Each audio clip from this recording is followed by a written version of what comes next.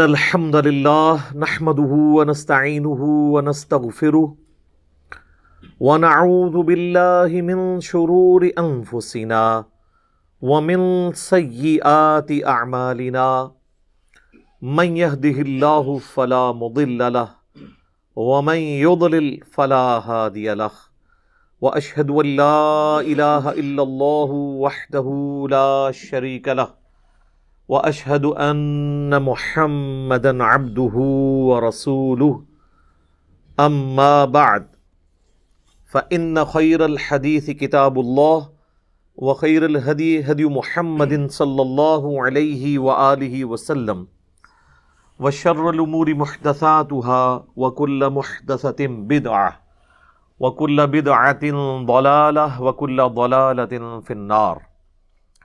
اعوذ باللہ السمیع العلیم من الشیطان الرجیم من ہمزہ ونفخہ ونفثہ بسم اللہ الرحمن الرحیم رب اشرح لی صدری ویسر لی امری واحلل عقدۃ من لسانی یفقہوا قولی بسم اللہ الرحمن الرحیم ان اللہ وملائکتہ یصلون علی النبی یا ایہا الذین آمنوا صلوا علیہ وسلموا تسلیما اللہم صلی علی محمد وعلی آل محمد کما صلیت علی ابراہیم وعلی آل ابراہیم انک حمید مجید اللہم بارک علی محمد وعلی آل محمد کما بارکت علی ابراہیم وعلی آل ابراہیم انک حمید مجید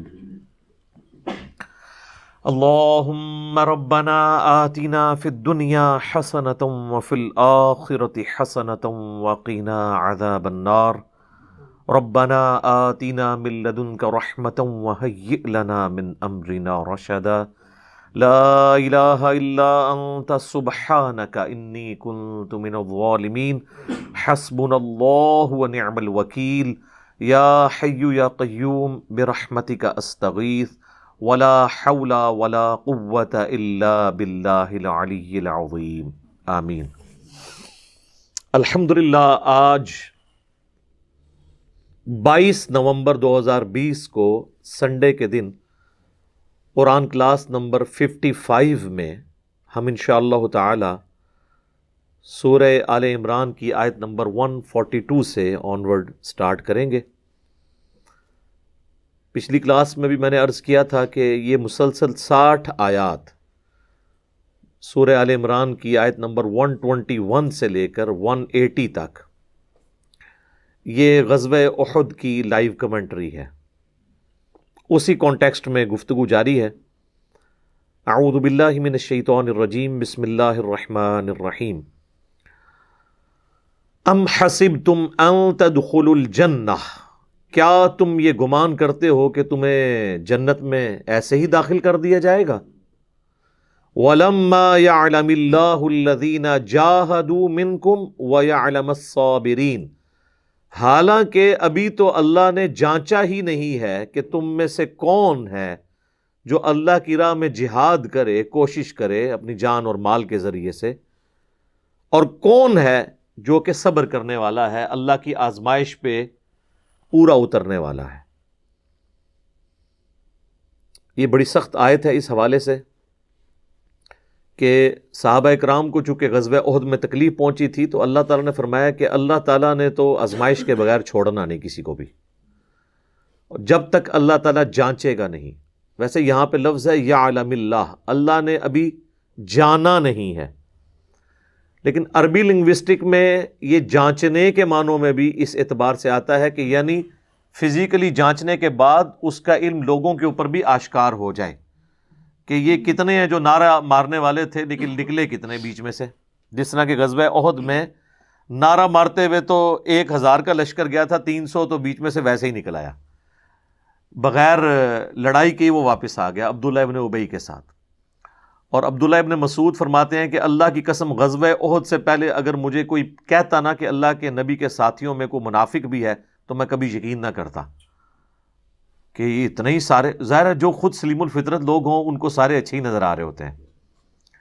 سیدھے سادھے لوگ بھی ہوتے ہیں نا. تو وہ تو جب 300 کا لشکر لے کر عبداللہ ابن ابی الگ ہوا اور پیچھے رہ گئے 700 اور مقابلے میں 3000، تو پھر پتہ چلا کہ اچھا جی یہ تو صرف نعرہ مارنے والے تھے. جس طرح آج بھی نعرہ مارنے والوں کی تعداد زیادہ ہے، مسجد میں نماز پڑھنے والوں کی بہت کم. تو یہ ریشو پروپورشن شروع سے اس طریقے سے ڈسٹرب ہے. تو اللہ تعالیٰ یعنی وہ ان کو جانچے گا تاکہ وہ سامنے آ جائے سب کے کہ یہ کتنا دعوے دار جو بنتا پھرتا تھا اب اس دعوے پہ کہاں تک سچا پورا اترا. اللہ تعالیٰ تو اپنے علم سے پہلے ہی جانتا ہے کہ کسی شخص نے کیا کرنا ہے، لیکن اس کے عدل کا تقاضا یہ ہے کہ وہ انسانوں کو ننگا کر دیتا ہے عملی طور پر، تاکہ باقیوں کو بھی پتہ چل جائے کہ یہ لوگ اسی قابل تھے، دیکھ لو کہ انہوں نے کیا کیا. اسی طریقے سے اہل ایمان کو بھی اللہ تعالیٰ نکھارتا ہے اور باقی لوگوں کو کہتا ہے کہ دیکھو اگر اس کو مرتبہ ملا ہے نا تو کسی قربانی کی وجہ سے. اگر سیدنا حسین ابن علی اس طریقے سے مظلومانہ شہید نہ ہوتے تو قیامت والے دن اللہ کے خلاف حجت کوئی شخص یہ کھڑا کر سکتا تھا کہ ہم نے دین کے لیے اتنی قربانیاں کی اور اس کو صرف نبی کا نواسا ہونے کی نسبت کام آ گئی. تو اللہ تعالیٰ نے دیکھے نا اس آزمائش میں ڈالا ہے کہ اب کوئی شخص اٹھ کے دعویٰ تو نہیں کر سکتا کہ میری قربانیاں ان سے زیادہ ہیں. تو جو اہل ایمان ہیں ان کی آزمائش بھی اللہ تعالیٰ اس اعتبار سے کرتا ہے تاکہ باقی لوگوں پہ یہ عیاں کر دے کہ یہ قابل ہیں اس مرتبے کے قیامت والے دن. اور جو منافقین ہیں، فاسقین ہیں، اللہ کے مجرم لوگ ہیں، ان کو بھی اللہ تعالیٰ دنیا ہی میں سب کے سامنے کر دیتا ہے کہ تاکہ وہ شخص یہ نہ کہہ سکے کہ یا اللہ تو نے مجھے ٹیسٹ تو کیا ہی نہیں ہے، ورنہ میں تو بڑا اچھا پرفارم کرتا. تو اللہ نے دنیا میں یہ آزمائش والا سلسلہ رکھا ہے اور یہ سب پہ آنی ہے. وَلَنَبْلُوَنَّكُمْ بِشَيْءٍ مِّنَ الْخَوْفِ وَالْجُوعِ وَنَقْصٍ مِّنَ الْأَمْوَالِ وَالْأَنفُسِ وَالثَّمَرَاتِ. ہم ضرور آزمائیں گے تمہیں تھوڑے سے خوف سے، بھوک سے، جان اور مال میں نقص سے. اور پھر بشارت ہوگی ان لوگوں کے لیے جو کہ ہر مصیبت میں کیا کہیں گے، اِنَّا لِلَّهِ وَإِنَّا إِلَيْهِ راجعون، اور صبر کرنے والے ہوں گے. تو یہاں پر بھی صحابہ کو آزمایا گیا اور اللہ تعالیٰ نے اہل ایمان کو اس آزمائش میں کامیاب کیا الحمدللہ. صحیح بخاری میں ایک حدیث ہے کہ صحابہ اکرام نے جب کافروں کی طرف سے آنے والی تکالیف پہ اللہ کے نبی علیہ السلام کو شکایت کی کہ یا رسول اللہ کب اچھے دن آئیں گے، تو آپ علیہ السلام بڑے ناراض ہوئے اور آپ نے غصے کے عالم میں فرمایا کہ تم سے پہلے لوگوں کو تو اتنا آزمایا جاتا تھا کہ ان کے جسموں پر لوہے کی کنگیاں پھیری جاتی تھی کہ گوشت میں سے وہ ہڈی تک پہنچ جاتی تھی، اور ان کے سر کے اوپر آرا رکھا جاتا تھا اور کہا جاتا تھا ایمان چھوڑ دو ورنہ 2 ٹکڑے کر دیے جائیں گے، زمین میں گاڑ کے یہاں تک. اور پھر بھی وہ اپنے ایمان پر ثابت قدم رہتے تھے. تو یہ تو بات بھول جائیں کہ اللہ تعالیٰ کو دودھ پینے والے مجنو چاہیے. اللہ تعالیٰ نے آزمائش ضرور ڈالنی ہے. ہر شخص کی آزمائش ڈیفرنٹ ہے. بعض اوقات آپ کو کوئی شخص آزمائش میں نظر نہیں آ رہا ہوتا لیکن اس کا وہ پہلو چھپا ہوا ہوتا ہے، اس پہ اور طرح کی آزمائش ہے. ایک امیر آدمی کی آزمائش ڈیفرنٹ ہے، ایک غریب آدمی کی آزمائش ڈیفرنٹ ہے، حکمران کی آزمائش ڈیفرنٹ ہے، عوام کی آزمائش ڈیفرنٹ ہے. At the end of the day اللہ تعالیٰ نے سب کو آزمانا ضرور ہے، یہ تو شرط ہے. اور اس کا کلائمیکس جو ہے وہ سورۃ العنکبوت کے بالکل سٹارٹ میں آتا ہے. وہاں پر بھی اللہ تعالیٰ نے اس مضمون کو بڑے سخت الفاظ میں بیان فرمایا ہے. الف لام میم احسب الناس ان یترکوا ان یقولوا آمنا وهم لا یفتنون. کیا لوگوں کو اس بات پہ ہی چھوڑ دیا جائے گا کہ بس وہ کہیں کہ ہم ایمان لائے اور ان کی آزمائش نہ ہوگی. وَلَقَدْ فَتَنَّ الَّذِينَ مِن قَبْلِهِمْ، اور بے شک اللہ نے ان سے پہلے بھی جتنے لوگ گزرے ہیں تمام نبیوں کے امتیوں کو آزمایا تھا.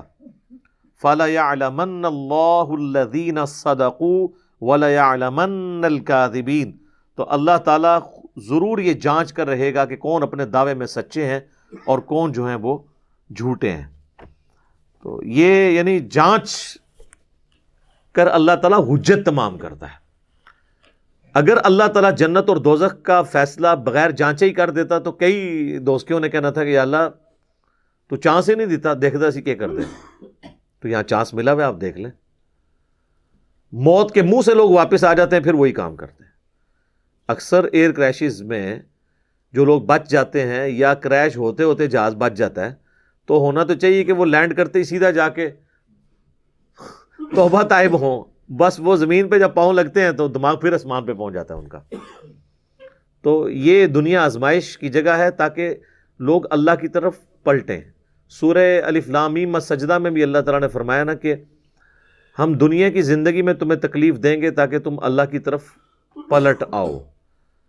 جب سب کچھ ہیپی ہیپی چل رہا ہو نا تو پھر انسان اللہ کی طرف متوجہ نہیں ہوتا، جب بریک لگتی ہے نا پھر پتہ چلتا ہے اوہ یہ تو کسی اور کے قبضہ قدرت میں تھی میری تقدیر کی ڈور۔ تو اس لیے اللہ نے آزمائش رکھی ہے اور اس سے کوئی آزاد نہیں ہے۔ وَلَقَدْ كُنْتُمْ تَمَنَّوْنَ الْمَوْتَ مِنْ قَبْلِ أَن تَلْقَوْهُ، اور یہ غزوہ احد سے پہلے تو تم تمنا کرتے تھے کہ ہم تو موت سے ملاقات کے لیے بےتاب ہیں، اور اللہ تعالیٰ ہمارے کہ موت آنے سے پہلے ہی تم اس چیز کے بڑے خواہش مند تھے کہ یہ موت کیوں نہیں آتی، یہ زندگی اللہ کی امانت ہے، ہم فوراً اللہ کے حوالے کریں، موت سے پہلے موت مانگ رہے تھے تم۔ فَقَدْ رَأَيْتُمُوهُ وَأَنْتُمْ تَنظُرُونَ، تو اب تم نے بہت دیکھ لی اپنی آنکھوں سے اپنے سامنے کہ یہ اتنا آسان کام نہیں ہے جان دینا۔ دیکھ لینا وہ آزمائش، یعنی نبی علیہ السلام کے ساتھ صرف 12 لوگ رہ گئے غزوہ احد میں 700 میں سے، ایسی بھگدڑ مچی کہ باقی لوگ چھوڑ کے چلے گئے۔ آج والے کہتے ہیں ہم گردن کٹا دیں گے، یہ پتہ چل جاتا اس زمانے میں۔ وہ میرا ایک کلپ بھی ہے نا یوٹیوب پہ، تیرے ہوتے جنم لیا ہوتا، تو وہ اس میں نے صحیح مسلم کی ایک حدیث بتائی تھی سیدنا حذیفہ ابن یمان کے حوالے سے، وہ آپ کلپ دیکھیں کہ وہ بات کرنا بڑا آسان ہے، پریکٹیکلی اس پہ عمل کرنا بہت مشکل ہے۔ تو اب موت تم نے اپنی آنکھوں سے دیکھ لی سامنے، اب پتہ چل گیا کہ موت کتنا آزمائش والا معاملہ ہے۔ انسان ویسے تو بڑی تمنا کرتا ہے، لیکن جب میدان جنگ میں آزمائش سے گزرنا پڑتا ہے پھر پتہ چلتا ہے کون ثابت قدم ہے۔ اب اگلی جو آیت ہے 144، یہ بڑی اہم آیت ہے سورہ آل عمران کی۔ اس میں اس واقعے کی طرف اشارہ ہے جو اللہ کے محبوب صلی اللہ علیہ وآلہ وسلم کی شہادت کی خبر جو ہے وہ مشہور ہو گئی تھی۔ المستدرک للحاکم میں ڈیٹیل کے ساتھ پوری حدیث ہے کہ نبی علیہ السلام کو زخم اتنا لگا کہ آپ کا اتنا خون بہہ گیا کہ آپ بے ہوش ہو گئے، اس کی وجہ سے یہ چیز مشہور ہوگی کہ آپ شہید ہو گئے۔ تو کئی صحابہ نے اپنی تلواریں پھینک دیں، انکلوڈنگ سیدنا عمر، کہ اب ہم نے کیوں لڑنا ہے؟ تو اللہ تعالیٰ نے اس کے اوپر گرفت فرمائی کہ نبی علیہ السلام کا سٹیٹس ایک انسان والا ہے، ان سے پہلے بھی جتنے پیغمبر گزرے وہ بھی انسان تھے، اور انسان کو ظاہر موت آئے گی۔ تو اس کا یہ مطلب نہیں ہے کہ تم نے دین سے الٹے قدم پھر جانا ہے، یہ دین جو تم نے قبول کیا ہے یہ اللہ کے نبی علیہ السلام کے اوپر یا اللہ کے اوپر کوئی احسان نہیں ہے، یہ تمہارا اپنے اوپر احسان ہے۔ اگر ثابت قدم رہو گے تو اللہ تعالیٰ تمہیں جزا دے گا، اور اگر جو کوئی دین سے الٹے قدم پھرے گا تو اللہ کا کچھ بگاڑ نہیں سکے گا۔ تو اس حوالے سے یہ آیت مبارکہ ہے۔ وما محمد الا رسول، اور دیکھو محمد تو نہیں ہے مگر ایک رسول، قد خلت من قبلہ الرسل، ان سے پہلے بھی کئی رسل گزر چکے ہیں۔ افا اماتا، اگر یہ پاکستان میں شہید ہو جائیں اور عربی میں مر جائیں، کیونکہ یہ ماتا کا ترجمہ تو پاکستان میں شہید کیا جاتا ہے نا، حالانکہ شہید بھی عربی زبان کا لفظ ہے، وہ انتقال یا وصال شریف کیا جاتا ہے بلکہ۔ افا اماتا او قتلا، یا شہید ہو جائیں پاکستان میں اور عربی میں قتل کر دیے جائیں۔ قتلا انقلبتم علی اعقابکم، تو کیا تم اپنے دین سے الٹے قدم پھر جاؤ گے؟ ومن ینقلب علی عقبیہ، تو جو کوئی بھی اپنے دین سے الٹے قدم پھرے گا، فلن یضر اللہ شیئا، تو وہ اللہ کا کچھ نہیں بگاڑ سکے گا، یعنی وہ اپنا ہی نقصان کر لے گا۔ وَسَيَجْزِي اللَّهُ الشَّاكِرِينَ، اور ان قریب اللہ تعالیٰ جزا دے گا شکر گزاری کی روش اختیار کرنے والوں کو۔ اور شکر گزاری کیا ہے؟ ٹوٹل اوبیڈینس اللہ کی۔ بخاری اور مسلم دونوں میں حدیث ہے، حضرت سہل بن سعد الساعدی کہتے ہیں کہ اللہ کی قسم میں جانتا ہوں کہ غزوہ احد کے موقع پر جب اللہ کے نبی صلی اللہ علیہ وآلہ وسلم کو زخم لگا اور آپ کے دانت شہید ہو گئے تو کون شخص تھا جو آپ کے زخم کو دھوتا تھا اور کون پانی لے کر آیا؟ اور پھر انہوں نے بتایا کہ سیدنا علی رضی اللہ تعالیٰ عنہ علیہ السلام نے ایک ڈھال کو الٹا کر کے، ڈھال یعنی ایک طرف پیٹ نکلا ہوتا ہے، اسے الٹا کریں تو برتن بن گیا، اور اس میں پانی لے کر آئے اور سیدہ فاطمہ نے نبی علیہ السلام کا وہ زخم دھویا، اور جب خون نہیں رکتا تھا تو سیدہ فاطمہ سلام اللہ علیہا نے ایک کپڑا کاٹن کا جلا کے اس کی راکھ وہاں پر رکھی۔ یہ آج بھی بڑا آزمودہ طریقہ ہے، اور زخم جو ہے نا وہ اس سے خون رسنا بند ہو گیا، چونکہ آپ کا خون اتنا نکل چکا تھا کہ ظاہر ہے کہ جب خون زیادہ نکل جائے اور بلڈ پریشر لاس ہو جائے تو انسان بے ہوشی کے عالم میں چلا جاتا ہے، اور اسی وجہ سے یہ چیز مشہور ہو گئی تھی کہ اللہ کے نبی صلی اللہ علیہ وآلہ وسلم وفات پا گئے۔ تو کئی لوگوں نے تلواریں پھینک دی۔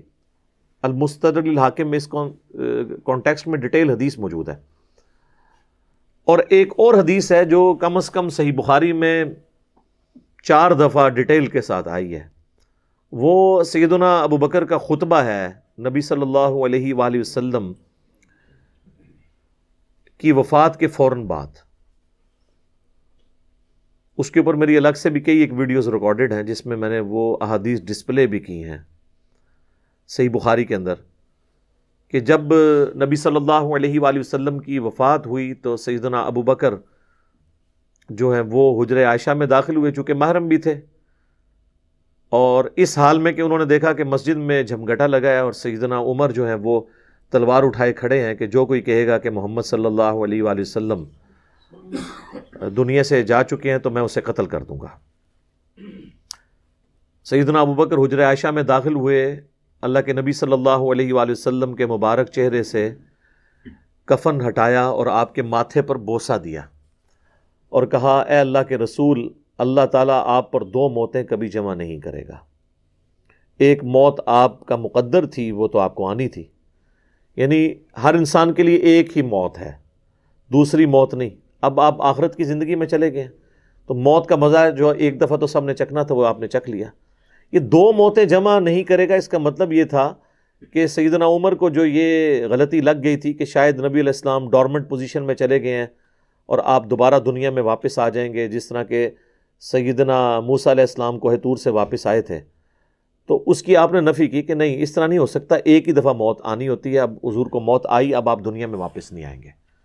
سورۃ الواقعہ میں، سورہ یاسین میں واضح موجود ہے کہ جو دنیا سے چلا گیا وہ واپس نہیں آئے گا۔ اور اس کے بعد سیدنا ابو بکر، صحیح بخاری کے الفاظ ہیں، مسجد نبوی میں آئے اور دیکھا کہ سیدنا عمر کے گرد لوگ جمع ہیں، تو وہ سیدھا ممبر پہ چڑھے اور کہا عمر کو اس کے حال پہ چھوڑ دو۔ یعنی اس وقت حضرت عمر کو یعنی سمجھانے کی لوگ کوشش کر رہے تھے، تو انہوں نے کہا ان کو چھوڑ دیں، آپ میری طرف متوجہ ہو۔ چونکہ سیدنا ابو بکر کا ایک مرتبہ اس حوالے سے سیدنا عمر سے بھاری تھا، لوگ ان کی طرف متوجہ ہوئے، تو انہوں نے ممبر پر چڑھتے ہی پہلا جملہ حمد و ثناء کے بعد جو بولا وہ پاکستان کے قانون 295C میں کروڑوں لوگ شاید اسے گستاخانہ جملہ سمجھتے ہیں، اگر ان کو پتہ نہ ہو کہ یہ سیدنا ابو بکر کا خطبہ ہے۔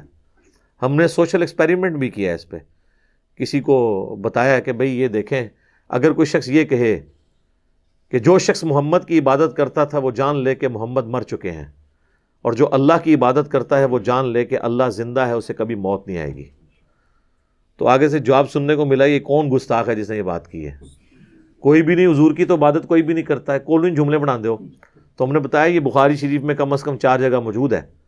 وما محمد الا رسول تو قرآن میں آیا نا، صحیح بخاری میں حضرت ابو بکر کے خطبے کے الفاظ یہ ہیں، من کان یعبد محمدا فإن محمدا قد مات، جو کوئی بھی تم میں محمد کی عبادت کرتا تھا تو جان لے کہ محمد مر چکے، مات کے الفاظ ہیں۔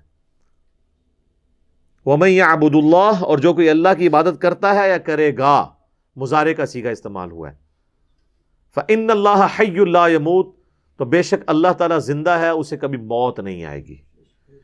تو یہ خطبہ آپ نے یعنی پڑھا، اور پھر اس کی دلیل میں سیدنا ابو بکر نے قرآن کی یہی آیت تلاوت کی، سورہ آل عمران آیت نمبر 144، اور امام بخاری نے کتاب التفسیر چیپٹر جو قرآن کی تفسیر کا لکھا ہے صحیح بخاری کے اندر، اس آیت کو انہوں نے ہیڈنگ بنا کے یہ حضرت ابو بکر کا خطبہ نقل کیا ہے، وما محمد الا رسول قد خلت من قبلہ الرسل افئن مات او قتل انقلبتم علی اعقابکم، محمد تو نہیں مگر ایک رسول، اگر یہ مر جائیں یا قتل کر دیے جائیں تو کیا تم دین سے الٹے قدم پھر جاؤ گے؟ اور جو کوئی دین سے الٹے قدم پھرے گا تو اللہ کا کوئی نقصان نہیں کرے گا، اور اللہ تعالیٰ ثابت قدم رہنے والوں کو جزا دے گا، جو شاکرین ہوں گے، شکر گزاری کی روش اختیار کرنے والے۔ پھر آپ نے اگلی ایک اور آیت تلاوت کی، سورہ الزمر کی آیت نمبر 30، انک میت و انہم میتون، اے نبی بے شک تمہیں بھی مرنا ہے اور تمہارے مخالفین کو بھی مرنا ہے۔ وہ آیت بھی آپ نے تلاوت کی۔ تو آپ اندازہ کریں کہ یعنی صحابہ کرام جو ہیں وہ اپنی بات کی دلیل میں قرآن سے آیات پیش کیا کرتے تھے۔ وہ کہتے ہیں ساڑھے خلاف آیتاں پڑھ دینے جی قرآن تو بھئی قرآن اگر تھوڑے خلاف آیت ہے نا تو تسی مسلمان نہیں ہو، کیونکہ مسلمان تو وہ ہوتا ہے کہ جو قرآن کے مطابق ہو، نہ کہ یہ کہ اس کے عقیدوں کے خلاف قرآن میں آیت آ جائے۔ تو اگر کوئی کہہ رہا ہے ساڑھے خلاف آیتاں پڑھ دے تو سمجھ لو کہ پھر تسی تو کافر ہی ہوئے نا، مسلمان کے خلاف تو قرآن کی آیت نہیں پڑھی جا سکتی نا۔ اگر آپ کا وہ عقیدہ ہے تو آپ کے خلاف کہاں سے ہوگی؟ تو صحابہ کرام دیکھیں کہ قرآن سے دلیل پیش کیا کرتے تھے، یعنی وہ اپنی بات کی دلیل بھی قرآن سے پیش کرتے تھے۔ لیکن یہاں پہ ایک بڑی حیران کن چیز ہے جس کو میں نے ہی پوائنٹ آؤٹ کیا ہے، میں نے کہیں پڑھے ہوئے نہیں یہ دیکھا، حالانکہ یہ بہت ضروری تھا کہ اس چیز کو ہائی لائٹ کیا جاتا، کہ حضرت ابو بکر نے ایک فرضی جملہ کیوں بولا؟ کوئی ضرورت نہیں تھی، اور جملہ بھی ان لوگوں کے سامنے بولا کہ جن میں سے کوئی بھی رسول اللہ کی عبادت نہیں کرتا تھا۔ یہ لوگ ہوتے تو یہ ان کو کھڑے ہو کے کہتے ہوئے تو کی اتنے تقریریں پہ کرنا ہے، کوئی دروشی پڑھ، تو اتنے حضور دی میت ہوتے، تو اتنے گستاخانہ آیتاں پڑھ رہے ہیں کہ جی جو محمد کی عبادت کرتا تھا وہ جان لے کے محمد مر چکے ہیں۔ ایک اتنے لکھے ہے قرآن چ کون ہی گلا بنانا ہے، سیدھے کوئی عبادت نہیں کرتے، خود سے ہی باتیں بناتے ہو۔ سیدنا ابو بکر نے بیسیکلی امت کو یہ میسج دیا کہ نبی علیہ السلام کی تعلیم یہ ہے کہ آپ کو بت نہیں بنانا، اور اس پہ میں بولا کرتا ہوں کہ یہ محمد رسول اللہ صلی اللہ علیہ وآلہ وسلم کی کامیابی ہے کہ آپ نے ایسی ٹیم اپنے بعد چھوڑی ہے جو ان کی میت پہ ان کے فضائل بیان نہیں کر رہی، توحید بیان کر رہی ہے، کیونکہ ان کو پتا تھا کہ محمد رسول اللہ سے بھی آلموسٹ 500-600 سال پہلے ایک شخصیت دنیا میں گزری جس کے نام پہ دنیا کا سب سے بڑا شرک ہو رہا ہے، عیسیٰ ابن مریم۔ نبی صلی اللہ علیہ وآلہ وسلم نے ایک دوسرا عیسیٰ ابن مریم بن جانا تھا اگر صحابہ کرام شروع میں اس معاملے کو کل نہ کرتے، اور یہ انہوں نے اپنی ذاتی اختراع نہیں تھی، یہ نبی علیہ السلام کی مبارک تربیت کا اثر تھا، کیونکہ صحیح بخاری میں موجود ہے، دیکھنا میری شان کو اس طرح بلند نہ کرنا جس طرح عیسیٰ ابن مریم کے ماننے والوں نے ان کو ان کی شان میں بڑھا دیا، ڈیوینٹی ان کے بارے میں کلیم کر دی۔ میں اللہ کا بندہ اور اس کا رسول ہوں، مجھے اللہ کا بندہ اور اس کا رسول ہی کہنا۔ تو دیکھ لیں سیدنا ابو بکر نے عقیدہ توحید اس وقت امت میں راسخ کیا۔ یہاں تو کوئی پیر کوئی بزرگ مر جاتا ہے نا تو اس کی شان میں نغمے بنا لیے جاتے ہیں۔ یہ بھی دیکھ لیں آپ، کل خادم رضوی صاحب کی ڈیتھ کے اوپر وہ کسی نے راتوں رات بیٹھ کے ترانہ بھی لکھ لیا ہے، اور وہ ترانہ انہوں نے بڑے اچھے انداز میں اس کو گا بھی دیا ہے، اور ان کی میت کے اوپر وہ چل بھی رہا ہے۔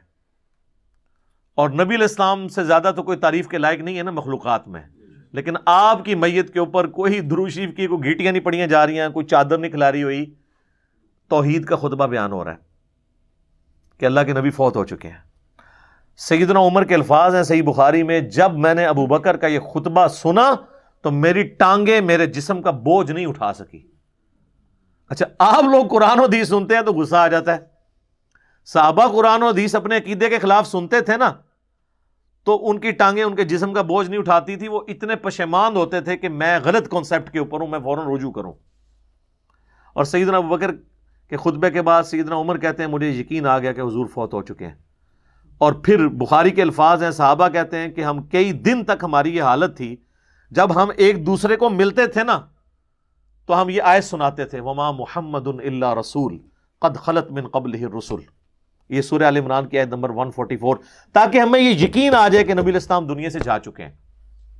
ایک دوسرے کو یہ آیت سنایا کرتے تھے، گستاخانہ آیت، یہ تو گستاخانہ ہی کہتے ہیں نا، یہ ہوتے تھے جناب ایک دوسرے نو جنا کچھ اور ہی سنا دے، ناتا سنا دے رہتے۔ تو صحابہ نے ظاہر ہے انہوں نے تو مشن لے کے چلنا تھا نا، ان کو تو پتا تھا کہ پیغمبر کا کام ہے اللہ کا پیغام دنیا تک پہنچانا، اس کے بعد وہ امت کے کام حوالے کر کے چلے گئے ہیں۔ اب پیغمبر کے ساتھ نسبت اس کی ہوگی، محمد رسول اللہ کا لاڈلا قیامت کے دن وہ ہوگا، حضور کی شفاعت کا حقدار وہ شخص ہوگا جو نبی علیہ السلام کے مشن کو آگے لے کے چلے گا۔ یہ نہیں ہے کہ جو جتنا اونچا نعرہ مارے گا، یہ چیز نہیں۔ ہم لوگوں نے تو اس حوالے سے بالکل کانسیپٹ جو ہے نا وہ بدل لیے ہوئے ہیں، چونکہ ہم نے قرآن پڑھا نہیں ہے اس لیے ہمیں اندازہ نہیں ہے کہ قرآن پاک میں نبی صلی اللہ علیہ وآلہ وسلم کا سچا محب اور سچا پیروکار کس شخص کو ڈکلیئر کیا گیا ہے، جو آپ صلی اللہ علیہ وآلہ وسلم کا مددگار ہوگا ان کے دین کے بارے میں، ان پر نازل ہونے والی کتاب پر ایمان لانے والا ہوگا۔ اس حوالے سے قرآن حکیم میں ایک آیت موجود ہے جہاں پہ نبی صلی اللہ علیہ وآلہ وسلم سے متعلق پریڈکشن آئی ہے، یعنی تورات اور انجیل کے اندر جو آپ کی خصوصیت بیان ہوئی تھی، اور اس کے ساتھ نبی صلی اللہ علیہ وآلہ وسلم کا ذکر خیر آیا ہے کہ آپ صلی اللہ علیہ وآلہ وسلم جو ہیں وہ ان پہ ایمان لانے والا اصل میں وہ ہوگا جو آپ صلی اللہ علیہ وآلہ وسلم کی اس دین میں مدد کرے گا اور اس نور کے اوپر ایمان لے کر آئے گا جو ان کے ساتھ نازل ہوا۔ یہ بڑی سخت آیت ہے جی، یقین کریں انسان ہل جاتا ہے جتنی بار اسے پڑھتا ہے۔ آیت نمبر ہے 157 اور 158۔ الذین یتبعون الرسول النبی الامی الذی یجدونہ مکتوبا عندہم فی التوراۃ، یعنی اہل ایمان کے بارے میں آ رہا ہے کہ یہ اس نبی کی پیروی کر رہے ہیں، اس نبی امی کی جس کا ذکر یہ لکھا ہوا پاتے ہیں اپنے پاس تورات اور انجیل میں۔ یأمرہم بالمعروف، جو انہیں حکم دیتے ہیں نیکی کا، وینہاہم عن المنکر، اور روکتے ہیں انہیں برائی سے، ویحل لہم الطیبات، اور حلال کرتے ہیں ان کے لیے پاکیزہ چیزیں، ویحرم علیہم الخبائث، اور حرام کرتے ہیں خبیث چیزیں، یعنی اللہ کے اذن سے وہ شریعت کا پیغام پہنچاتے ہیں۔ وَيَدَعُ عَنْهُمْ إِصْرَهُمْ وَالْأَغْلَالَ الَّتِي كَانَتْ عَلَيْهِمْ، اور جو بوجھ ان پر پڑ چکے تھے، جو ان کے گلوں میں توق تھے، جو خود ساختہ ایک قسم کی شریعت اڈاپٹ کر لی تھی، وہ ان سے دور کرتے ہیں۔ فَالَّذِينَ آمَنُوا، پس جو ان پر ایمان لائے، بِهِ، اس کے اوپر جو ان کے ساتھ نازل ہوا، وَعَزَّرُوا، اور ان کی عزت کرے، وَنَصَرُوا، اور ان کی مدد کرے، وَاتَّبَعُوا النُّورَ الَّذِي أُنزِلَ مَعَهُ، اور اتباع کرے اس نور کی جو ان کے ساتھ نازل ہوا، یعنی قرآن۔ اولئک هم المفلحون، یہی لوگ ہیں جو کہ فلاح پانے والے ہیں۔ یعنی اللہ تعالیٰ فرما رہا ہے کہ نبی صلی اللہ علیہ وآلہ وسلم کا سچا امتی کون ہے؟ جو کہ ایمان لے کر آئے ان پر، اس کے بعد ان کی عزت کرے۔ یہ تو دونوں آسان کام ہے، ایمان بھی لاتے ہیں لوگ، عزت ضرور سے زیادہ کر رہے ہیں۔ ظاہر ہے کہ جب یہ کہیں گے خدا کا پکڑا چھڑائے محمد، محمد کا پکڑا چھڑا کوئی نہیں سکتا، غلو کر رہے ہیں۔ رسول اللہ کے سامنے یہ کوئی جملہ بول سکتا ہے؟ اللہ جس کو پکڑ لے گا نا، نبی علیہ السلام اس کو چھڑوائیں گے نہیں، نبی علیہ السلام چھڑوائیں گے اس کو جس کو چھوڑنے کا اللہ اذن دے گا۔ دھونس کے ساتھ کوئی کسی کو نہیں چھڑوا سکتا، شفاعت بالاذن ہے۔ ہر دفعہ نبی علیہ السلام جا کے سجدہ کریں گے اور اللہ تعالیٰ اذن عطا فرمائے گا اور مقرر کرے گا تعداد کہ اتنے لوگوں کو جن کا ایمان اس لیول کا ہے اب ان کو نکال لیں، جن کا ایمان اس لیول کا ہے ان کو نکال لیں۔ نبی علیہ السلام اپنی مرضی سے کچھ نہیں کر سکتے، یہ تو عقیدہ ہی گستاخانہ ہے۔ تو اللہ تعالیٰ ہمارا ایمان لاؤ اس نبی کے اوپر، عزت کرو، وَنَصَرُوا، اور مدد کرو ان کی کاز میں، ان کے مشن میں، وَاتَّبَعُوا النُّورَ الَّذِي أُنزِلَ مَعَهُ، اور اتباع کرو اس نور کی جو ان کے ساتھ نازل ہوا، یعنی قرآن۔ اولئک هم المفلحون، ایسے لوگ ہیں فلاح پانے والے، یہ لوگ فلاح پائیں گے۔ تو فلاح کے لیے صرف ایمان لانا ضروری نہیں ہے، بلکہ رسول اللہ کی مدد بھی کرنی ہے، آپ کی عزت اور تعظیم کے ساتھ آپ کی مدد اور قرآن کی پیروی۔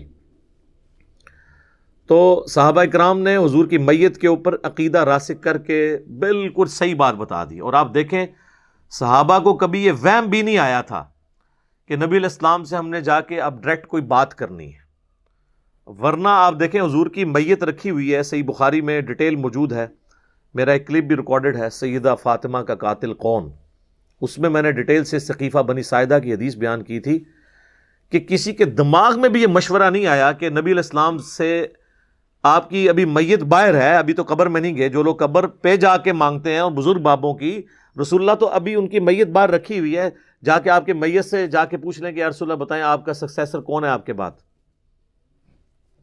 کسی کو وہم نہیں آیا۔ بعد کے لوگ پتہ نہیں کیا کیا دعوے کرتے ہیں۔ تو یہ چونکہ آیت اس جگہ پر پڑھی گئی، اس لیے میں نے اس کانٹیکسٹ میں بخاری کی وہ حدیث بیان کر دی۔ اب اگلی آیت میں اللہ تعالیٰ فرمایا وَمَا كَانَ لِنَفْسٍ أَن تَمُوتَ إِلَّا بِإِذْنِ اللَّهِ، کوئی جان بھی بغیر اللہ تبارک و تعالیٰ کے اذن کے مر نہیں سکتی۔ کتابم مؤجلا، یہ موت کا وقت مقرر ہے، یعنی کوئی شخص وقت سے پہلے نہیں مر سکتا۔ یہ ہو ہی نہیں سکتا کہ کوئی شخص کہے کہ جی میں جو ہوں وہ فلاں جگہ نہ جاؤں تو میں بچ جاؤں گا، یا فلاں جگہ چلا گیا تو میں مر جاؤں گا، وقت سے پہلے نہیں کوئی مر سکتا، یہ تو ڈیفینیٹ ہے۔ سورۃ النساء میں آیا ہے کہ اگر تم اپنے آپ کو مضبوط قلعوں میں بھی بند کر لو نا، موت تمہیں وہاں بھی آ کر رہے گی۔ اور سیدنا خالد ابن ولید کے جو اشعار ہیں عربی میں، جو ان کے مقبرے کے ساتھ جو مسجد ہے اس کی دیوار پہ ابھی بھی لکھے ہوئے ہیں کہ اگر موت جنگوں کے میدان کے اندر آتی ہوتی نا تو میں نے 100 سے زیادہ جنگوں میں حصہ لیا ہے، اور میرے جسم میں کوئی ایک جگہ بھی ایسی بچی نہیں ہے کہ جس میں کوئی تلوار یا برچھی کے زخم کے نشان نہ ہو، لیکن میں بھی آج ایک بوڑھے اونٹ کی طرح بستر مرگ پہ مر رہا ہوں۔ اگر موت میدان جنگ میں آنی ہوتی تو میرے سے زیادہ سوٹیبل پرسنالٹی کوئی نہیں تھی۔ اور یہ خالد ابن ولید آج کل کے کوئی جنرل نہیں تھے جو پیچھے بیٹھ کے صرف حکم دے سکتے ہیں، یہ وہ تھے جو فرنٹ سے لیڈ کرتے تھے اور دشمن کی صفوں میں آگے تک چلے جایا کرتے تھے۔ تو موت اگر میدان جنگ میں آنی ہوتی تو 100 جنگوں میں نہیں آئی، موت ان کو آئی ہے تو بستر مرگ پہ آئی ہے۔ بہرحال یہ تو حدیث ہے صحیح مسلم میں کہ جس شخص کے دل میں شہادت کی تمنا ہو وہ اپنے بستر پہ بھی مرے تو اللہ تعالیٰ اسے شہید لکھ دیتا ہے۔ اور اس کے برعکس دوسری حدیث ہے صحیح مسلم میں کہ جس شخص کے دل میں شہادت کی تمنا نہیں ہے تو وہ منافقت کی ایک شاخ پر مرے گا، والعیاذ باللہ تعالی۔ یعنی اللہ کے لیے جان کی قربانی کی تمنا ضرور ہونی چاہیے دل کے اندر، یہ ہمارے ایمان کا تقاضا ہے۔ وَمَن يُرِدْ ثَوَابَ الدُّنْيَا نُؤْتِهِ مِنْهَا، جو کوئی دنیا کا فائدہ چاہے گا ہم اسے دے دیں گے۔ وَمَن يُرِدْ ثَوَابَ الْآخِرَةِ، اور جو آخرت کا فائدہ چاہے گا نُؤْتِهِ مِنْهَا، ہم اسے اس میں سے دے دیں گے۔ وَسَنَجْزِي الشَّاكِرِينَ، اور ان قریب ہم بدلہ دیں گے شکر گزاری کی روش اختیار کرنے والوں کو۔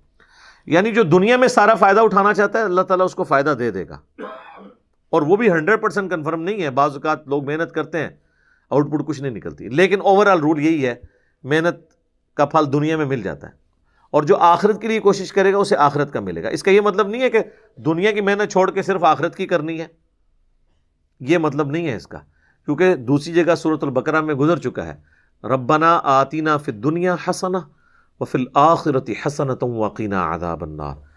اہل ایمان کی روش ہے کہ وہ ہم سے دعا کرتے ہیں اے اللہ ہمیں اس دنیا میں بھی بھلائیاں عطا فرما اور آخرت میں بھی بھلائیاں عطا فرما، اور آخرت کی سب سے بڑی بھلائی عطا فرما دے ہمیں جہنم کی آگ سے بچا لے۔ اللہم اجرنا من النار، آمین۔ ربنا اصرف عنا عذاب جہنم ان عذابها کان غراما، آمین۔ اللہم انی اعوذ بک من عذاب جہنم، آمین۔ تو اہل ایمان وہ ہیں جو دنیا کے ساتھ ساتھ آخرت کی بھی فکر کرتے ہیں، اور جو دنیا دار ہیں وہ کہتے ہیں آخرت دیکھی جائے گی، دنیا میں جو کچھ کمانا ہے نا وہ کما لو۔ وَكَأَيٍّ مِّن نَبِيٍّ قَاتَلَ مَعَهُ رِبِّيُّونَ كَثِيرٌ، اور کتنے ہی نبی ایسے گزرے ہیں کہ ان کے ساتھ میدان جنگ میں قتال میں شامل ہوئے ربی لوگ، اللہ والے لوگ۔ یہ ربی کی ٹرم ابھی بھی استعمال ہوتی ہے یہودیوں کے ہاں، جس طرح ہم اپنے علماء کے لیے استعمال کرتے ہیں نا علامہ، تو وہ ربا استعمال یہ کرتے ہیں، مربی کا لفظ استعمال ہوتا ہے اللہ والے۔ یہ وہی ہے جو سورہ آل عمران میں پہلے گزر چکی ہے، کونوا ربانیین۔ جو انبیاء تھے جب وہ دعوت دیتے تھے وہ یہ نہیں کہتے تھے ہمارے بندے بن جاؤ، اللہ تعالیٰ فرماتا ہے وہ ہمیشہ کہتے تھے رب والے بن جاؤ۔ تو جو اللہ کے نیک بندے ہیں انہوں نے نبیوں کے ساتھ مل کر قتال کیا، فما وہنوا لما اصابہم فی سبیل اللہ، تو انہوں نے ہمت نہیں ہاری ان تکلیفوں کے سبب جو انہیں اللہ کی راہ میں اٹھانی پڑی۔ اب یہ بیسیکلی ساتھ ساتھ تربیت ہو رہی ہے نا صحابہ کی، غزوہ احد میں واضح فتح شکست میں بدل گئی، تو اب بتایا جا رہا ہے کہ اب ہمت ہار کے تو نہ بیٹھ جاؤ نا، ایک جنگ میں اگر نقصان ہو گیا، تم سے پہلے بھی انبیاء کے ساتھ جن لوگوں نے قتال کیا ہے انہیں بھی تکلیفیں اٹھانی پڑی، اور الٹیمیٹلی اللہ تعالیٰ نے انہیں سرخرو کیا۔ تو اگر اب یہ تکلیفیں گزارنی پڑ رہی ہیں تمہیں، تو تم یاد کرو ان لوگوں کو جو تم سے پہلے انبیاء کے پیروکار تھے، انہوں نے کبھی ہمت نہیں ہاری ان تکلیف کے بعد۔ وما ضعفوا وما استکانوا، اور نہ وہ کمزور ہوئے اور نہ انہوں نے کوئی ہار مانی کبھی۔ واللہ یحب الصابرین، اور اللہ تعالیٰ محبت کرنے والا ہے، پسند فرماتا ہے جو صبر کی روش اختیار کریں۔ وما کان قولہم الا، ان کی تو بات نہیں ہوا کرتی تھی، ان کی تو دعا نہیں ہوا کرتی تھی سوائے اس کے، الا ان قالوا ربنا اغفر لنا ذنوبنا واسرافنا فی امرنا، آمین۔ اے رب ہمارے ہمیں بخش دے ہمارے گناہوں کو اور ہماری جو زیادتیاں کی ہیں ہم نے، فی امرنا اپنے کاموں میں، وثبت اقدامنا اور ہمارے قدموں کو مضبوط کر دے، وانصرنا علی القوم الکافرین اور ہماری مدد فرما کافروں کے مقابلے پر۔ یہ سیم وہی الفاظ ہیں آلموسٹ جو سورۃ البقرہ میں طالوت اور جالوت کی جب جنگ ہوئی تھی تو اس وقت حضرت طالوت نے یہ دعا مانگی اور ان کے ساتھیوں نے۔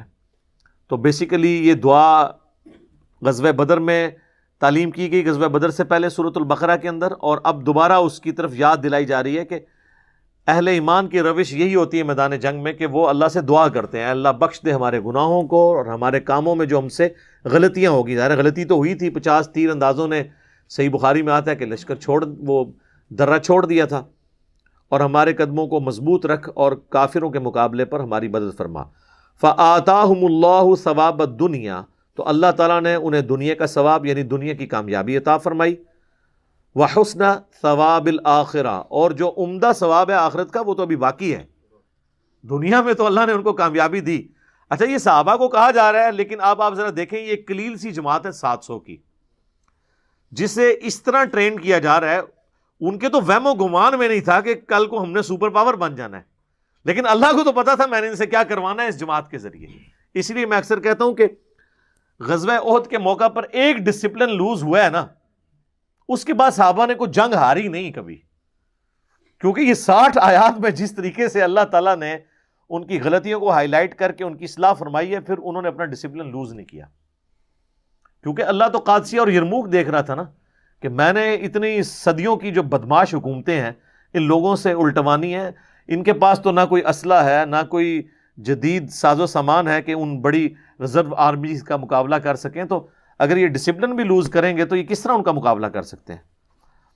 تو اللہ تعالیٰ فرماتا ہے ان کو ہم نے دنیا میں کامیابی دی، ابھی تک ان کو نہیں دی ہوئی تھی، ان کی تو ابھی کامیابیاں باقی تھیں، اور آخرت کا ثواب تو ابھی ہے۔ واللہ یحب المحسنین، اور اللہ تعالیٰ جو نیکوکاری کی روش اختیار کرنے والے ہیں، محسنین ہیں، ان کو پسند فرماتا ہے۔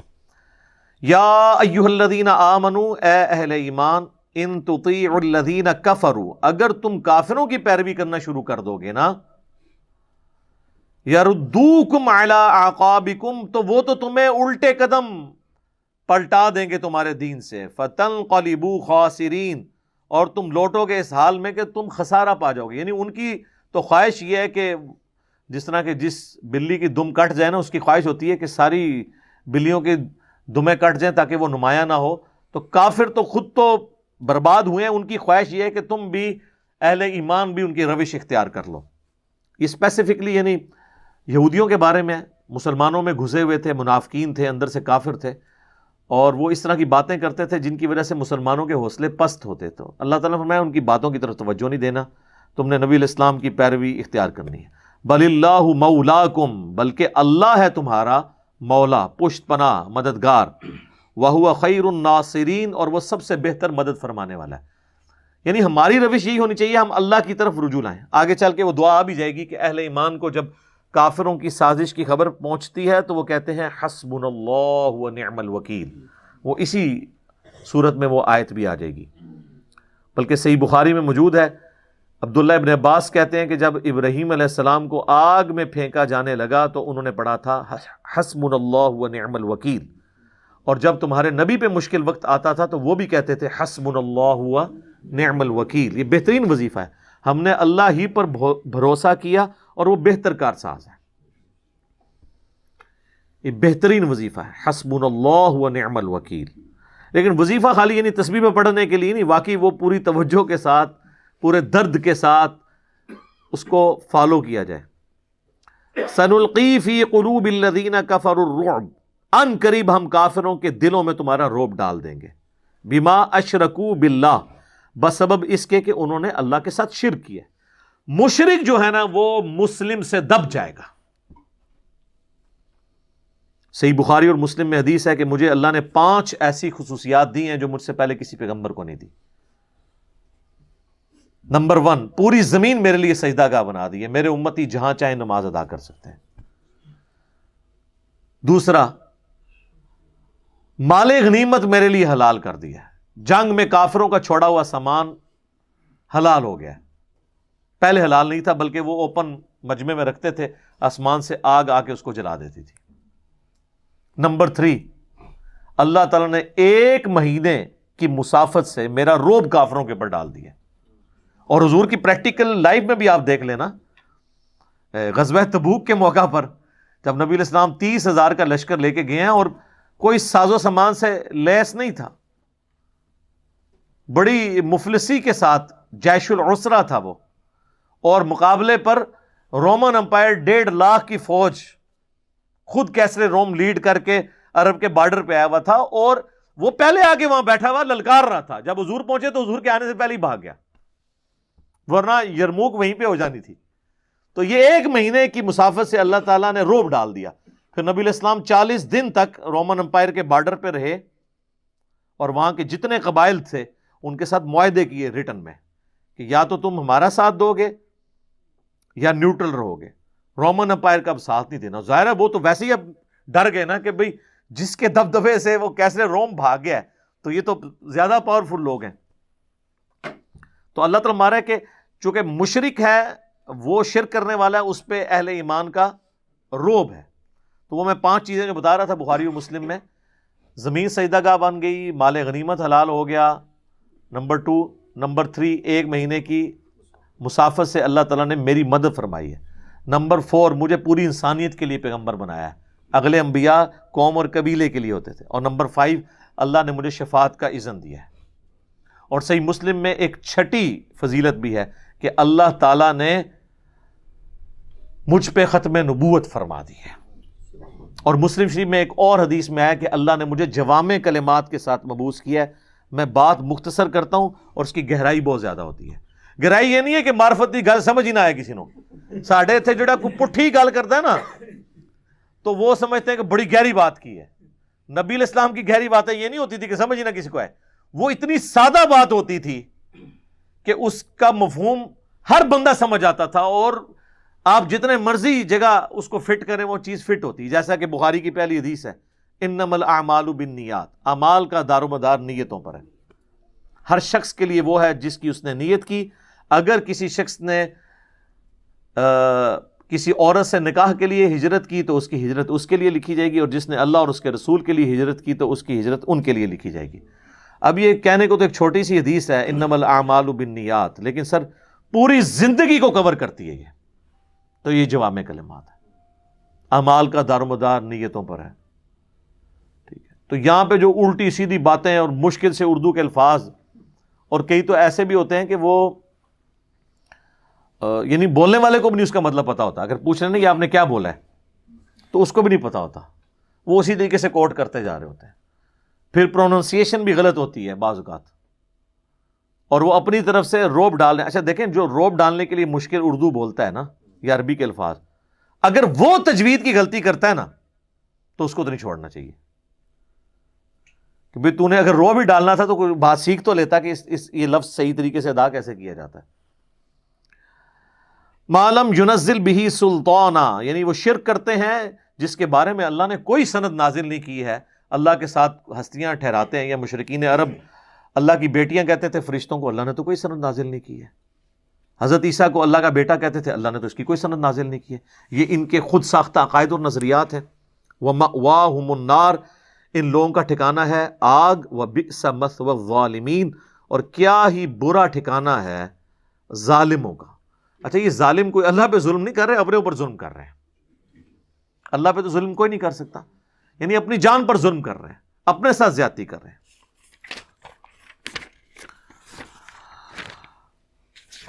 وَلَقَدْ صَدَقَكُمُ اللَّهُ وَعْدَهُ، اور بے شک اللہ نے تو اپنا وعدہ پورا کر دیا تھا.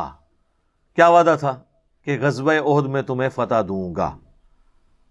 اب صحابہ کے دل میں یہ بھی آ رہا تھا کہ بھئی نبی علیہ السلام تو ہمیں پہلے بشارت دے رہے تھے کہ جنگ جیت جاؤ گے، تو ہم تو ہار گئے ہیں. لیکن وہ ایک لمحے کے لیے بات بھول گئے کہ یہ جنگ جیت کے ہارے تھے. تو جیت کے کیوں ہارے تھے؟ اپنی غلطیوں کی وجہ سے. تو اللہ تعالیٰ ہمارا وَلَقَدْ صَدَقَكُمُ اللَّهُ وَعْدَهُ، اور بے شک اللہ تعالیٰ نے تو دیکھو اپنا وعدہ پورا کر دیا تھا. اِذْ تَحُسُّونَهُمْ بِإِذْنِهِ، جبکہ وہ اللہ کے حکم سے تم کافروں کو کاٹ رہے تھے.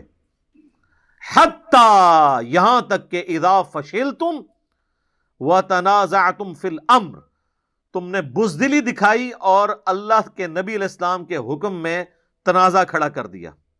وَعَصَيْتُم مِّن بَعْدِ مَا أَرَاكُم مَّا تُحِبُّونَ، اور اس کے بعد کہ تم میں جو چیز پسند تھی تم نے وہ دیکھ لی تو تم نافرمانی میں مبتلا ہو گئے. اچھا اب وہ پسندیدہ چیز کون سی ایسی دیکھ لی تھی کہ وہ اللہ کے نبی کی نافرمانی میں مبتلا ہو گئے؟ آگے اس کا ذکر آ جائے گا، مال غنیمت. اچھا بعض لوگوں نے یہ سمجھا کہ شاید یہ قرآن میں جو آیات ہیں یہ شاید صحابہ کی توہین ہو جائے گی، تو انہوں نے اس کا مطلب اپنی طرف سے مولڈ کر دیا کہ جی یہ من بعد ما اراکم ما تحبون سے مراد ہے جنگ میں فتح. تو چونکہ صحابہ کی یہ خواہش تھی کہ جنگ میں فتح ہو تو یہ ان کی محبوب ترین چیز تھی، تو جنگ میں فتح پانے کے بعد انہوں نے جو ہے وہ مال غنیمت سمیٹا. مال غنیمت کی محبت میں نہیں سمیٹا، اور اس میں ڈاکٹر اسرار صاحب بھی شامل ہیں. تو اس طریقے سے قرآن کے منہ میں آپ اپنا لقمہ ڈال نہیں سکتے. قرآن تو وہ کتاب ہے جس میں باطل داخل ہی نہیں ہو سکتا. اگلے الفاظ اس آیت کی حفاظت کریں گے کہ اس سے مراد کیا ہے. اور پھر بخاری اور مسلم میں جو احادیث موجود ہیں وہ تو بالکل واضح ہیں. صحیح بخاری میں آپ غزوہ احد کا چیپٹر نکال کے پڑھ لیں تو آپ کو پتہ چل جائے گا کہ نافرمانی کی نبی علیہ السلام کی، اور آپ کے الفاظ کیا تھے. صحیح بخاری میں الفاظ ہیں، آپ نے 50 تیر اندازوں کا لشکر عبداللہ ابن جبیر، یہ جیب کے ساتھ ہے، ان کی سرکردگی میں ایک پہاڑی ٹیلے پہ کھڑا کیا، کیونکہ آپ کو یہ خطرہ تھا کہ پیچھے تو پہاڑ ہے نا، تو یہ تو پیچھے سے تو کافر حملہ آور نہیں ہو سکتے، سامنے سے حملہ آور ہوں گے. ایک راستہ تھا پیچھے سے آنے کا، تو آپ نے اس راستے میں وہ جو ایک پہاڑی چوٹی تھی چھوٹی سی، جو آج بھی آپ غزوہ احد کے جو شہداء ہیں ان کے قبرستان کے پاس موجود ہے، آپ چڑھ کے دیکھ سکتے ہیں، زیادہ اونچی نہیں ہے. اس پہ 50 تیر انداز اکٹھے کر دیے اور ان کی ڈیوٹی لگائی کہ اگر پیچھے سے کافروں نے حملہ کیا نا تو تم نے ان کو تیر مارنے ہیں. اسی وجہ سے کافر پیچھے سے حملہ نہیں کر سکے. اور آپ نے اتنے سخت لفظ استعمال کیے کہ تم دیکھو کہ پرندے ہماری بوٹیاں اٹھا کے لے کے جا رہے ہیں، تب بھی تم نے میرے حکم کے بغیر یہ درہ نہیں چھوڑنا. مجھے بتائیں اس سے زیادہ کس طرح کسی کو سمجھایا جا سکتا ہے؟ لیکن جب بھگدڑ مچی، کافر بھاگنا شروع ہو گئے، مسلمان ان کو قتل کرتے جا رہے تھے، وہ اپنا سامان چھوڑ کے بھاگتے جا رہے تھے، تو وہاں جو درے پہ لوگ موجود تھے انہوں نے کہا لو جی ہم تو جیت گئے، تو انہوں نے اپنا درہ چھوڑ دیا، صرف 15 بندے وہاں پر رہے، 35 نے چھوڑ دیا، اور اس وقت عبداللہ بن جبیر چیختے رہے کہ اللہ کے نبی نے منع کیا تھا، جو ان کے لیڈر تھے انہوں نے نہیں چھوڑا، لیکن باقیوں نے بات نہ سنی اور انہوں نے خود اجتہاد کر لیا، انہوں نے کہا یہ اللہ کے نبی نے تو اس لیے فرمایا تھا نا کہ اگر شکست ہو جائے، یہ تو شکست کی صورت میں تھا نا، اب تو فتح ہو چکی ہے، اب مجھے بتائیں اگر شکست کی صورت میں نیچے آ کے کیا کرنا ہے سامان سمیٹ کے؟ فتح کی کیس میں یہ بات ہو سکتی تھی نا، شکست میں تو پھر جا کے اپنے جو لوائقین ہیں ان کی لاشیں سنبھالنی تھی، نہ کہ مال غنیمت سمیٹنا تھا، یہ لاجیکل بھی نہیں تھی بات، لیکن بس وہ اس وقت ایک کیفیت طاری ہوئی، اور پھر خالد بن ولید کی عقابی نظریں دیکھ رہی تھیں، وہ کافروں کی طرف سے آئے تھے، انہوں نے دیکھا لو جی درہ خالی ہوا ہے، انہوں نے وہ کیولری کے سپہ سالار تھے، وہ سارے گھوڑ لشکر والا حصہ ان کے پاس تھا، پیدل جنگ والا نہیں، گھوڑوں والا، انہوں نے پیچھے سے آ کے حملہ کیا، 70 سے زیادہ صحابہ شہید ہو گئے، انصار کا کوئی گھر نہیں تھا جس میں کوئی میت نہ ہو، حتیٰ کہ نبی علیہ السلام کے بھی دانت شہید ہو گئے، آپ کی شہادت کی خبر مشہور ہو گئی، صحابہ نے تلواریں پھینک دی کہ اب تو حضور ہی چلے گئے ہیں تو اب پیچھے ہم کیا کریں گے، تو اب کہاں تک بات چلی گئی، اور اس پہ میں نے ایک خطرناک جملہ بولا تھا کہ اللہ کے نبی دنیا میں موجود ہوں تب بھی اگر آپ کے ساتھی، آپ کے امتی آپ کی نافرمانی کریں تو اللہ کے نبی کو بھی اس کا اس اعتبار سے تکلیف کا سامنا کرنا پڑتا ہے اپنے امتیوں کے کرتوتوں کی وجہ سے، اور آج تو اللہ کے نبی ہم میں موجود بھی نہیں ہے، آج ہمیں کس چیز کا غرور ہے کہ ہم اللہ کے نبی کی نافرمانی کریں اور اللہ کی مدد ہمارے لیے آ جائے؟ جب اللہ کے نبی دنیا میں فزیکلی موجود تھے، اس وقت جب نافرمانی ہوئی تو اللہ نے یہ پرواہ نہیں کی کہ چلو یار انہوں نے غلطی کی ہے تو نبی کی وجہ سے میں ان کو بھی چھوڑ دوں، الٹا نبی علیہ السلام کے بھی مبارک دانت شہید ہو گئے۔ کتنی خطرناک بات ہے، یہ ہے کتابوں کا خدا، یہ بابوں کا خدا نہیں ہے، یہاں تو بزرگ نگاہ مار کے تو پتہ نہیں کیا کر دیتے ہیں، ٹھیک ہے، ہاں بزرگ جڑے نا وہ یوٹیوب تو گستاخانہ فلمہ نہیں ڈیلیٹ کر سکتے، نگاہ مار کے اپنے مرید ہی ساڑ سکتے ہیں، وہ ہے بھی کہانیاں بنی ہوئی ہیں، یہ یعنی بڑا خطرناک معاملہ ہے۔ تو اللہ تعالیٰ فرمایا کہ تم نے جب وہ دیکھ لیا جو تمہیں پسند تھا تو وہ مال غنیمت ہی تھا، دیکھ لیں اسی آیت میں آ گیا منکم من یرید الدنیا، تم میں سے بعض ہیں جو دنیا کے طلبگار ہو چکے ہیں، ومنکم من یرید الآخرہ، اور بعض ہیں جو آخرت کے طلبگار ہیں۔ اب مجھے بتائیں جنگ میں فتح جو ہے یہ دنیا کی طلب ہے یا آخرت کی طلب ہے؟ آخرت کی، کوئی کافر کے خلاف جنگ جیتنا، تو یہاں کیوں آیا کہ تم میں سے دنیا کے طلبگار بھی ہیں؟ جنگ میں جیتنے کی خواہش رکھنا ہے یہ دنیا پرستی ہے کیا کافروں کے خلاف؟ نہیں، تو یہ مال غنیمت کا ذکر ہے، اور تم میں سے بعض آخرت کے چاہنے والے ہیں۔ آخرت کے چاہنے والے وہ 15 تھے جنہوں نے اللہ کے نبی کے حکم کو نہیں توڑا۔ ثم صرفکم عنہم لیبتلیکم، پھر پیچھے ہٹا دیا تمہیں ان کے تعاقب سے تاکہ وہ آزمائے تمہیں۔ اللہ تعالیٰ نے پھر غیبی مدد کی ہے، ادروائز تو معاملہ بڑا تلپٹ ہو گیا تھا۔ وَلَقَدْ عَفَا عَنْكُمْ، بے شک اللہ تعالیٰ نے تمہیں معاف کر دیا۔ تو معاف کس چیز پہ کیا جاتا ہے؟ غلطی کے اوپر۔ وَاللَّهُ ذُو فَضْلٍ عَلَى الْمُؤْمِنِينَ، اور اللہ تعالیٰ اہل ایمان پر فضل و کرم فرمانے والا ہے۔ یہیں پہ اسے کنکلوڈ کرتے ہیں، انشاءاللہ اگلی دفعہ ہم اگلی آیات میں ڈسکس کریں گے۔